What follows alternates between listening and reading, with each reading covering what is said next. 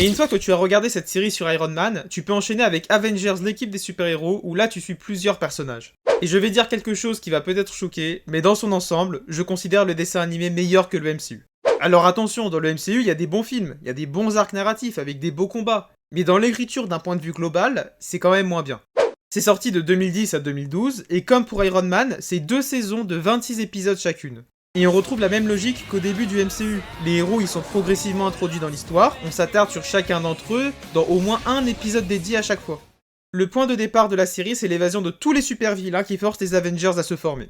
Et au fur et à mesure, on développe les relations et c'est vraiment très bien fait. Hank et la Guêpe par exemple, ils ont une excellente histoire développée sur les 2 saisons, ça met une vitesse à ce qu'on a eu dans le MCU.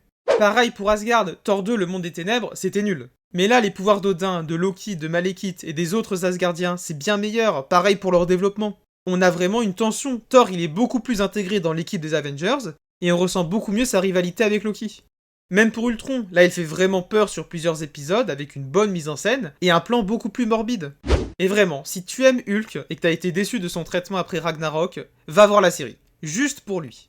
Tout ce qu'aurait dû être son film à lui, son lien avec les Avengers et Red Hulk, tout ce dont tu as toujours rêvé, c'est dans la série avec des nouveautés exceptionnelles. Vraiment, je pèse mes mots, c'est excellent. Toutes les questions de manipulation, de questions existentielles, c'est là, avec un excellent ajout de la série, avec le personnage de l'Enchantresse qui met ça à un niveau supérieur. Mais là, je fais des liens avec ce qu'il y a eu après dans le MCU.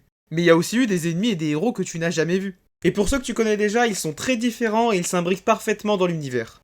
Par exemple, pour Captain Marvel, qui est un de mes personnages préférés, c'est aussi l'un des meilleurs de la série parce qu'elle est bien écrite et bien équilibrée. Et je terminerai là-dessus. Mais tout l'arc avec Kang, les Kree, les Skrulls, où c'était vraiment décevant dans le MCU, et bah c'est dans la série et c'est réussi. Hulk, occupe-toi de lui. C'est pas trop tôt.